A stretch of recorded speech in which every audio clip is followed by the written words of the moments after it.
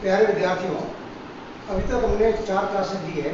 उन 4 क्लासेस के अंदर जितने सावधानी के संबंधित क्वेश्चन हुए हैं, उन क्वेश्चनों के संबंधित छोटे क्वेश्चन बनते हैं महत्वपूर्ण, उन क्वेश्चनों को आज उल्लेख करेंगे, फिर एक नया पॉइंट लास्ट में लेंगे मेथड। यहाँ देखिए, आज सबसे पहले क्वेश्चन है, छोटे क्वेश्चन है, साझेदारी संदेह के अभाव में ऋण पर ब्याज की दर क्या होगी। ऋण से खर्च होता है किसी साझेदार द्वारा दिया गया ऋण या अन्य किसी व्यक्ति द्वारा दिया गया ऋण, तो साझेदारी संदेह के अभाव में ऋण पर ब्याज की दर क्या होती है? 6% वार्षिक, 6% वार्षिक दर से, वार्षिक दर से ब्याज दिया जाता है। ये पहले प्रश्न का उत्तर है। सेकंड, साझेदारी संदेह के अभाव में लाभ हानि किस अनुपात में वितरित किया जाता है। याद रखें, साझेदारी संदेह के अभाव में लाभ हानि का वितरण होता है बराबर अनुपात से। इसलिए आंसर है यहाँ पे बराबर या समान अनुपात से, समान अनुपात से। कब? तो साझेदारी संदेह का अभाव। नंबर 3 क्वेश्चन, आहरण पर ब्याज की गणना 10% की वार्षिक दर से कीजिए यदि किसी साझेदार ने वर्ष के दौरान, अंडरलाइन किया है, बहुत महत्वपूर्ण पॉइंट है, वर्ष के दौरान, कहने का आशय इसमें डेट का उल्लेख नहीं है, तारीख दिन का उल्लेख नहीं, किस तारीख को, किस तारीख दिन को उसने पैसा आहरण किया है। तब याद रखें, आधे वर्ष का एवरेज टाइम के अनुसार ब्याज की कैलकुलेशन होगी आधे साल, क्योंकि वर्ष के दौरान, क्योंकि उस अवधि का उल्लेख नहीं है कि किस तारीख को उसने पैसा निकाला है, तो आधे साल का होगा। और सूत्र आपका 24,000 रुपये इंटू 10 इंटू 6 महीने का ब्याज होगा 6/12। काटिए इसको, 2 0 0 0 0 1200। इसका आंसर होगा 1200। ब्याज बनेगा 1200 रुपये। आधे साल का करना होगा, वर्ष के दौरान जो भी आपको कहा। अगला क्वेश्चन, साझेदारी संदेह किसे कहते हैं? साझेदारों के मध्य लिखित समझौता, साझेदारों के मध्य लिखित समझौता साझेदारी संलेख कहलाता है। साझेदारी संलेख कहलाता है। अगला क्वेश्चन, एक फर्म में साझेदारों की न्यूनतम, कम से कम और अधिकतम, मैक्सिमम, मिनिमम और मैक्सिमम, न्यूनतम अधिकतम सदस्यों की सीमा क्या है, क्या संख्या हो सकती है? कम से कम एक फर्म में साझेदार संख्या होती है 2, कम से कम 2 साझेदार, अधिकतम पहले 20 था, 10 था, अब 50 है, अधिकतम 50 सदस्य। यदि कम और 2 से कम या 50 से अधिक हो जाए, तब साझेदारी फर्म है वो नष्ट हो जाएगी, उसकी जगह नया व्यापारिक संगठन स्थापित होगा, चाहे एक व्यापार हो, चाहे कंपनी की स्थिति अन्य संगठन। अगला क्वेश्चन, लाभ हानि नियोजन खाते से आप क्या समझते हैं? इसका अर्थ मौखिक समझने देंगे। लाभ हानि नियोजन खाते लाभ हानि खाते का विस्तार है, और इसके अंतर्गत साझेदारों से संबंधित बातों का नियोजन और बंटवारा किया जाता है, जैसे पूंजी पर ब्याज है, साझेदार को दिए कमीशन है, उसी प्रकार साझेदार को दिए वेतन है आदि। लाभ हानि, इसका आंसर लाभ हानि नियोजन खाता, लाभ हानि खाते का विस्तार है, लाभ हानि खाते का विस्तार है, जिसमें साझेदारों से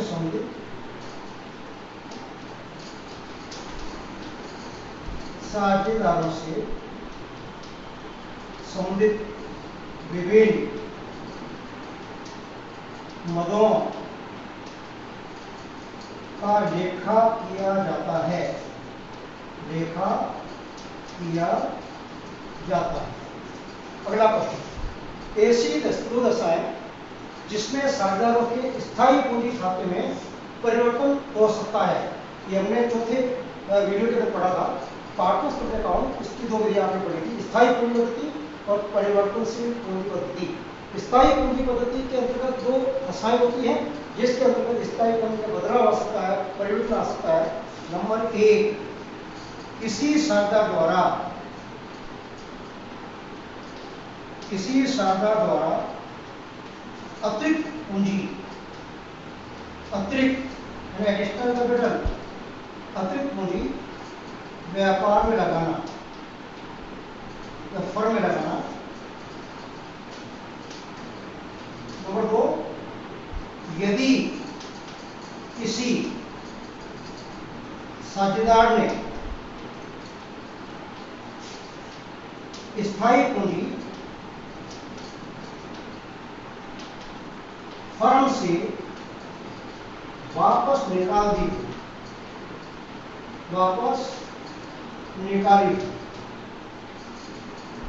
ये दो स्थितियां हैं। आप जानते हैं पार्टनर्स स्प्लिट अकाउंट इस स्थायी पूंजी पद्धति के अंतर्गत जो एक आपका पहला खाता पड़ा जाता है partners split account, second partners split account. लेकिन यहाँ जो क्वेश्चन पूछा है पार्टनर्स स्प्लिट अकाउंट के संदर्भ में पूछा है कि दो कंडीशन कौन सी है जिसके अंतर्गत पूंजी में बदलाव हो सकता है स्थायी पूंजी में। एक तो है एक्स्ट्रा एडिशनल पूंजी रखना और सेकंड आपका होगा किसी साझेदार द्वारा जो पूंजी लगाई गई उसमें से स्थायी रूप से कुछ पूंजी की निकासी करना, आहरित करना, उपयोग करना। अगला क्वेश्चन, फर्म की वस्तुओं में बोले जाने वाले खाते के नाम बताइए। यदि पूंजी स्थायी पूंजी पद्धति हो, दो खाते खोले जाएंगे। नंबर एक, partners capital account, partners capital account. Number दो, partners current account, partners current account. साझेदार के पूंजी खाते और साझेदार को चालू खाते। जबकि परिवर्तनशील पद्धति होने पर केवल एक अकाउंट खोला जाएगा, दोनों की सारी मदद एक खाते में आएगी। इसका नाम है पार्टनर्स कैपिटल अकाउंट। ये आपके कल हमने पढ़ा था उस वीडियो के अंदर। यस, अगला जो क्वेश्चन आपका नंबर, लाभों और प्रभाव की तीन मतों को उल्लेख कीजिए। बड़ा इंपॉर्टेंट क्वेश्चन है। लाभों और प्रभाव, इसका सीधा संबंध होता है प्रॉफिट एंड लॉस अकाउंट से। इसकी तीन मदें हैं। नंबर एक, साझेदारों के ऋण पर ब्याज।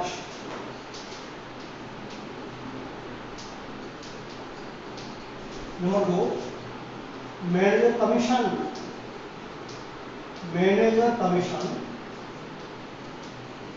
और नंबर तीन, किसी साझेदार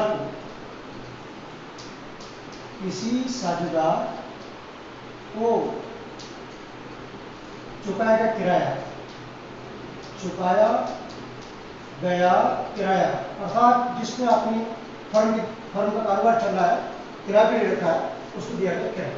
अगला क्वेश्चन, लाभों के नियोजन या बंटवारे की दो मतों का उल्लेख कीजिए। बड़ा इंपॉर्टेंट क्वेश्चन। नंबर एक, पूंजी पर ब्याज, अर्थात साझेदार की पूंजी पर ब्याज। नंबर दो, साझेदारों को दे कमीशन, साझेदारों को दे वेतन, कमीशन,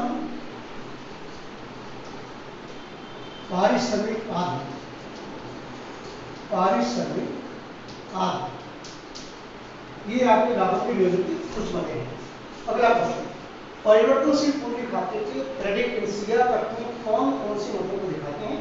सीआर में आने वाली मदें पार्टनर्स स्प्लिट अकाउंट के अंदर। नंबर एक, पूंजी का प्रारंभिक शेष।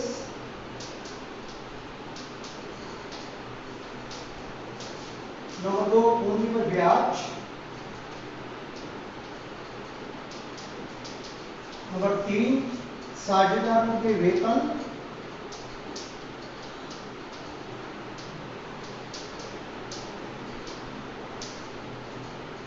कमीशन। नंबर चार, P&L एप्रोप्रिएशन में प्राप्त लाभों में हिस्सा, लाभों में हिस्सा। अगला क्वेश्चन, परिवर्तनशील पूंजी पद्धति के अंतर्गत पूंजी खाते में डीआर पक्ष में आने वाली मदें, इनके रेट का आप जानते हैं बहुत पार्ट्स में हूं, इसमें आएगा ड्राइंग्स, पार्ट्स जो बिजी प्रोग्राम कैसा निकालते हैं, ड्राइंग्स कारण। Number 2 interest on drawings. Number 3 P&L application loss, P&L application loss में साझेदारों का हिस्सा, साझेदारों का हिस्सा। लाभ हानि विवरण खाते की हानि आती है, उसमें जो हानि होगी उसको घट किया जाएगा पार्ट में परिवर्तन से पूंजी पद्धति के अंतर्गत। अगला क्वेश्चन, दो मतें लिखिए जिससे लाभ हानि विवरण खाते के क्रेडिट पक्ष में दिखाते हैं। Number 1 P&L profit during year, profit during year. Number 2 interest on drawings, interest on drawings. इसके अलावा यदि हानि होती है वो भी आपको सीआर तक को देखना है। दो मतों का उल्लेख कीजिए जिसे लाभ हानि विवरण खाते के डीआर पक्ष में लिखा जाता है। Number 1 interest on capital. Number 2 partner salary. Number 3 partners commission आदि। अगला क्वेश्चन, एक फर्म में 3 शाखा ए, बी और सी, जिन्होंने फर्म से प्रत्येक माह 1000 की दर से निरंतर आहरण किया। ब्याज की दर आपको 10% दे रखी है। यदि ए ने प्रत्येक माह के प्रारंभ में, बी ने प्रत्येक माह के अंत में और सी ने प्रत्येक माह के मध्य में, इसका एक हमने वीडियो बनाया था, उसके अंतर्गत आपको मैंने एवरेज पीरियड निकालने का तरीका बताया था। इसके अंदर आपको सीधा मैं समय बता रहा हूँ, एवरेज पीरियड का 100 को देखकर आपको फिर समझा रहा हूँ। तो फर्स्ट ए ने प्रत्येक माह के प्रारंभ में, तो यहाँ याद रखें प्रत्येक माह के प्रारंभ में यदि किसी शाखा का निरंतर हर माह आहरण किया जाता है तो उसको 6.5 महीने का ब्याज निकाला जाएगा। जबकि किसी शाखा का वर्ष के अंत में, बी ने वर्ष के अंत में प्रत्येक माह के अंत में आहरण किया है 1000 × 12,000 रुपये फर्स्ट में, थर्ड सेकंड और तीनों में 12,000 रुपये का ब्याज निकाला जाएगा। यहाँ आएगा 6.5 माह, 6.5 माह का ब्याज, सेकंड 5.5 माह का ब्याज यदि इस माह के अंत में निरंतर आहरण का ब्याज। तो फिर बोला है सी ने प्रत्येक माह के मध्य में, तो आपको 6 माह का एवरेज बेस, 6 माह का ब्याज, 6 माह का ब्याज। अभी कैसे निकलता है अब जानते, इसका सूत्र एवरेज पीरियड बराबर time left after first drawings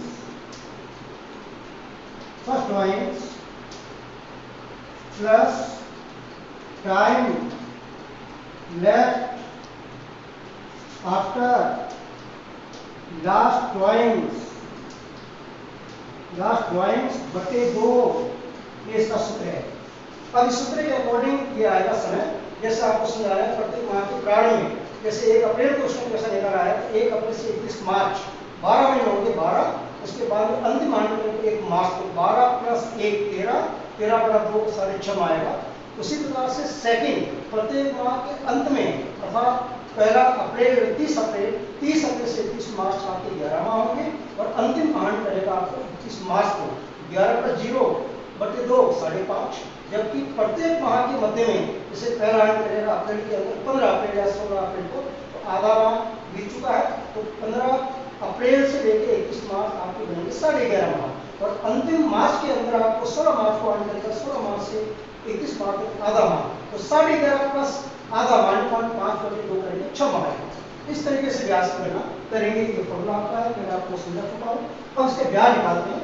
first A का होगा 1000 × 12,000 रुपये, अगर आपकी 10% है 10/100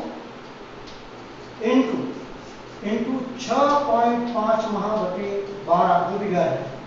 बी 12,000 इंटू 10 बटा सुधर है रेट ऑफ इंटरेस्ट इंटू 5.5 माह 5.5 बटे 12 ब्याज निकालेंगे। और उसके बाद में सी का होगा 12,000 इंटू 10 बटा 100 इंटू 6 बटे 12 जो ब्याज है। इस तरीके से ब्याज की आपको गणना करनी पड़ेगी। इसमें आपको ये सूत्र है, इस सूत्र के अकॉर्डिंग किसी भी प्रकार की स्थिति का क्वेश्चन हो इस प्रकृति का, उसको अल्टरनेटिव मेथड है, उसका ब्याज आसान से आप निकाल सकते हैं। अगला क्वेश्चन, एक फर्म का एक शानदार डी जिसमें 4 बार इशुएंस किया अलग अलग डेट्स के अंदर और रेट ऑफ इंटरेस्ट आपके 10% और 31 मार्च को अकॉर्डिंग अब आपको ब्याज की गणना करनी है। इसमें आपको बेस्ट डेट माननी पड़ेगी। आप जानते हैं 31 मार्च को क्लोजिंग है, बेस्ट डेट में यहाँ लिखता हूँ 31 मार्च 2020 को आपको संभालना है। डेट अमाउंट अपने आप होगा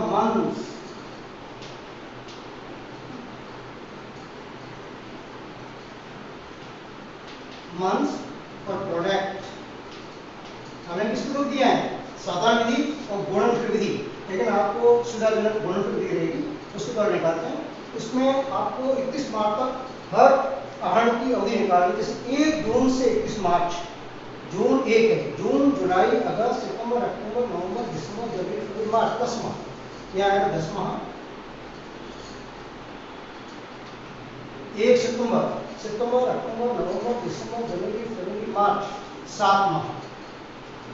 उसके बाद में 1 दिसंबर से 31 दिसंबर 4 माह, 1 मार्च 1 माह। और आप समझे 1 जून है, जून पूरा आएगा, जून जुलाई अगस्त सितंबर अक्टूबर नवंबर दिसंबर जनवरी फरवरी मार्च 10 7 4 1। अब आपको अमाउंट को मंथ से गुणा करके निकालना पड़ेगा गुणन यानी product. 2010 20,000, 3,000 into 7 7 21 21,000, 4 into 4 16,000, 5 into 1 5,000। Product का योग कीजिए 20 21 41 6 47 57 और 5 62 62,000 प्रोडक्ट 62,000। फिर एक बार देख लो 20 40 41 46 57 5 62। अब इसका जो ब्याज निकालने का सूत्र है इंटरेस्ट ऑन ड्राइंग्स बराबर total product into rate of interest upon 100 into 12, अर्थात एक माह को ब्याज निकाला जाएगा। अब यहाँ टोटल प्रोडक्ट 62,000 इंटू दर आपके 10% इंटू 1/12 एक माह का 3200 10 नीचे 10%। इस तरीके से ब्याज जो बनेगा ये ब्याज आपको निकालना है। ब्याज क्वेश्चन नंबर 17, यदि साझेदारी सलेट में पूंजी पर ब्याज का कोई उल्लेख नहीं है तब पूंजी में ब्याज का क्या प्रावधान है।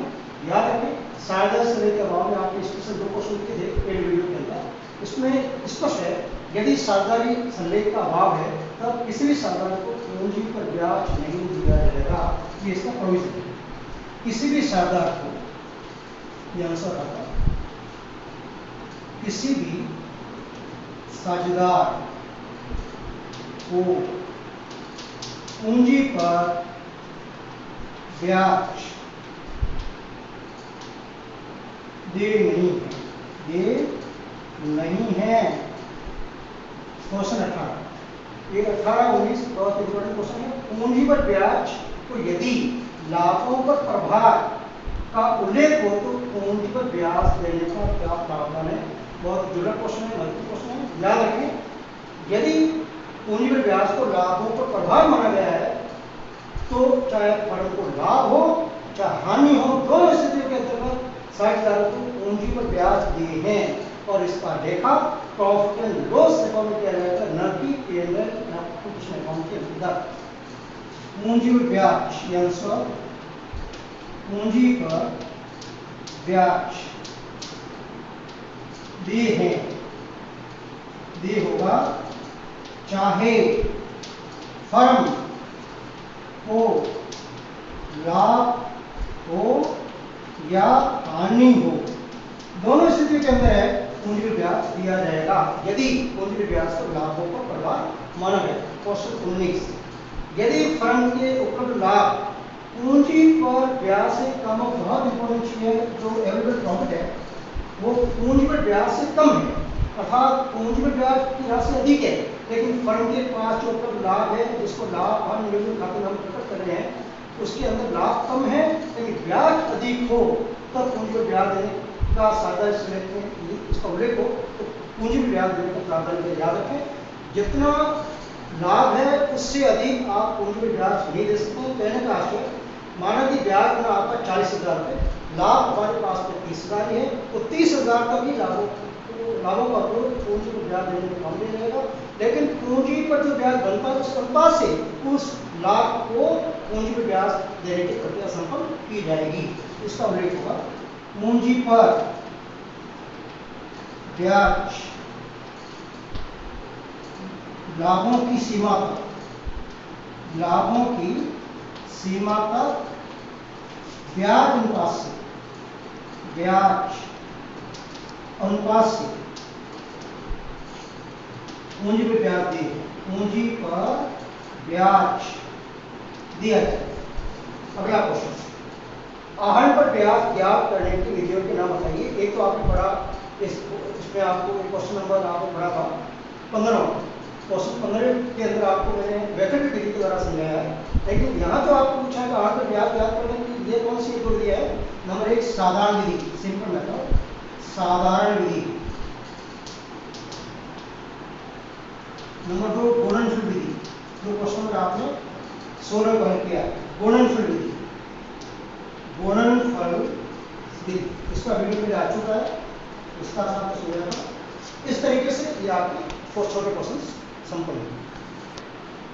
यस, आज अपन इस छोटे क्वेश्चन के अलावा एक और मेथड मैं ले रहा हूँ, याद रखें, थोड़ा मौखिक काम शुरू करते हैं फिर आपको बहुत सारे मेथड इस मेथड को क्लियर करें। आज अपन ले रहे हैं फर्म की लेखा पुस्तक बंद होने के बाद कुछ ये ध्यान में आता है, कुछ व्यवहारों का लेखा करना भूल गए, तब इसका समाधान, इसका सुधार कैसे करेंगे, इसकी प्रमुख 2 विधियां होती है। नंबर 1 अगले वर्ष के प्रथम दिन एक जर्नल पोस्ट द्वारा सुधार, और अगले वर्ष के प्रथम दिन लाभ हानि समाधान खाता खोलकर जर्नल पोस्ट द्वारा सुधार करना। तो आज का जो नया जो मेथड दे रहा हूँ, फर्म की लेखा पुस्तकें बंद होने के पश्चात, बंद होने के पश्चात कुछ व्यवहारों का लेखा करना भूल गए, तब इसका सुधार, तब इसका सुधार निम्न 2 विधियों से किया जा सकता है। निम्न 2 विधियों द्वारा किया जा सकता है।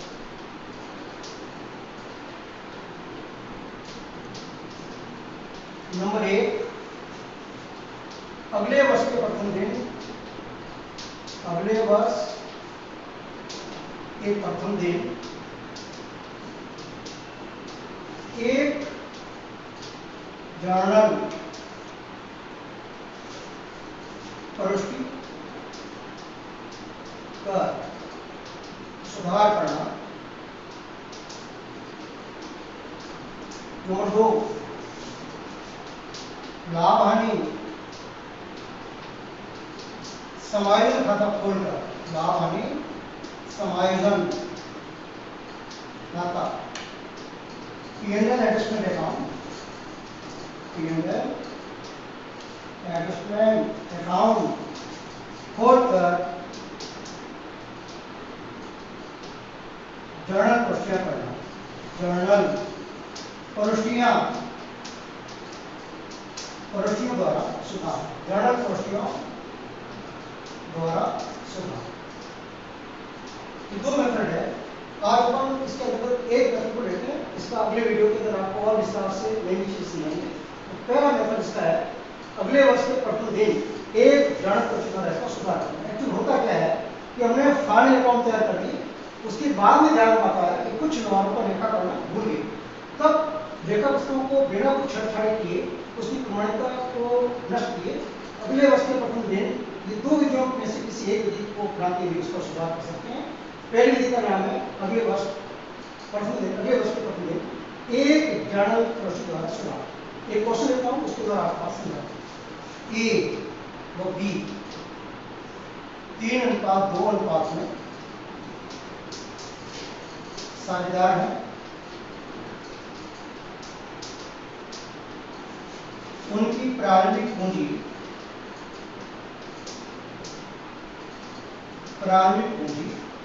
क्रमशः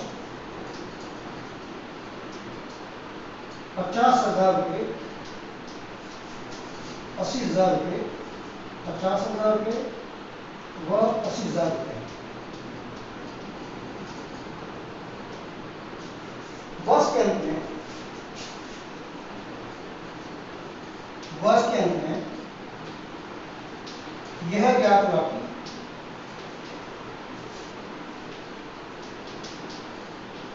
फर्म की रेखा पुस्तकें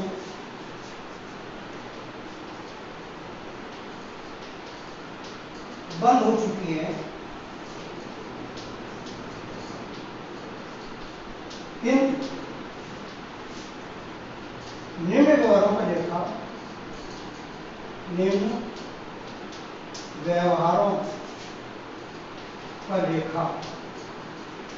करना भूल गए।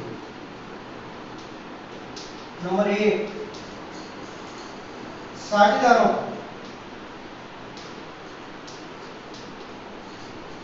उनकी पूंजी पर 10% वार्षिक दर से ब्याज। नंबर 2, ए को दे 10,000 रुपये वार्षिक वेतन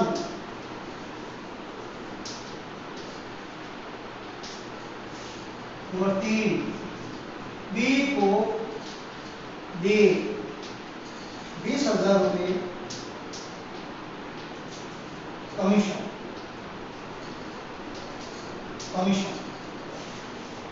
ये आपके सामने क्वेश्चन है। आपको एक जड़ इसका सुधार करना है। कैसे करेंगे? छोटा क्वेश्चन दिया है, अगले वीडियो के अंदर इसका विस्तार से समझेंगे। इसके लिए आपको बनाना पड़ेगा स्टेटमेंट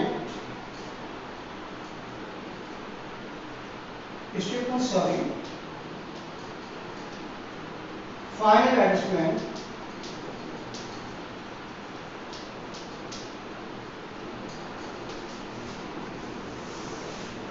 इसके फॉर्म है पार्टिकुलर्स ADRCR, BDRCR और फर्म DRCR।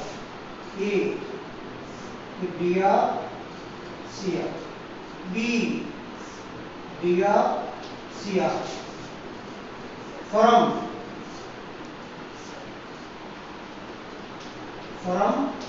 DRCR। अब इसके अंदर आपको जो एडजस्टमेंट बाकी है, लाभ आ चुके हैं, यदि लाभ क्वेश्चन आपको दे रखा उसका भी आपको क्वेश्चन करना है। यदि 3 एडजस्टमेंट करना भूल गए तो फर्स्ट आप याद रखें, ये ABC का एज पार्टनर्स करंट अकाउंट है।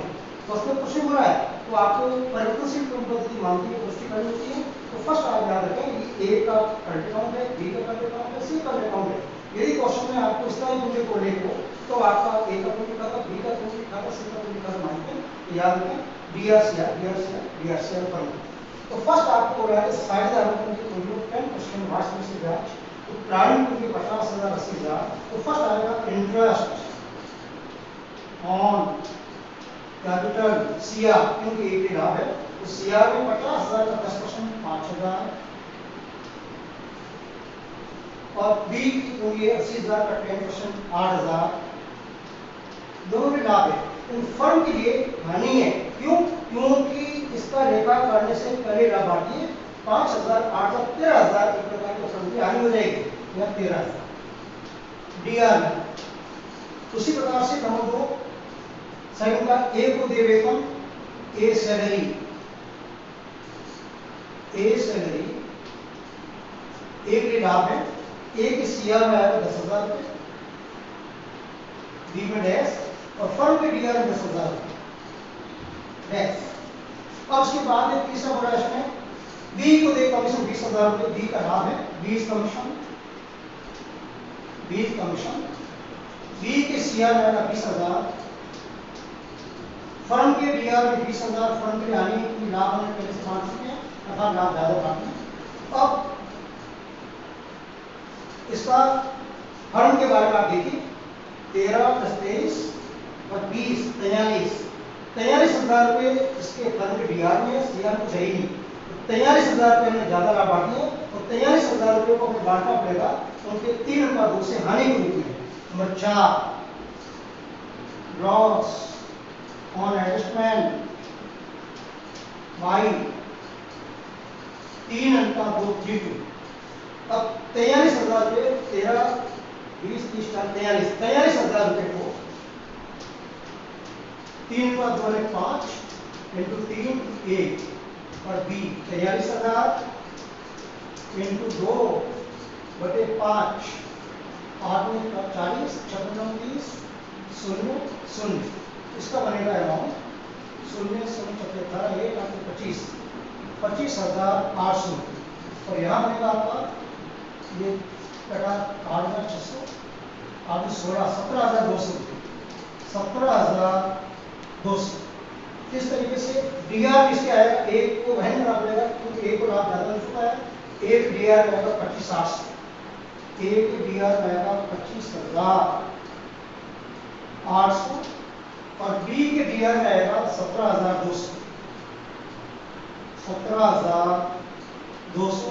फर्म के सीआर में आएगा 43,000 रुपये। अब इस सभी कॉलम्स का योग होगा, देख लो 25 7 32 10 ऐसे ही। अब इसका योग देखिए 25,800 25,800 यहाँ 15,000 17,200 28,000 जिसका योग 43,000 और 43,000। अब आपको तुलना करनी पड़ेगी ए के डीआर और सीआर की। जगह नियम यहाँ ले रहा हूँ, ए के डीआर में 25,800 है जबकि सीआर में 15,000। अब अंतर की राशि आपके रहेगी 60।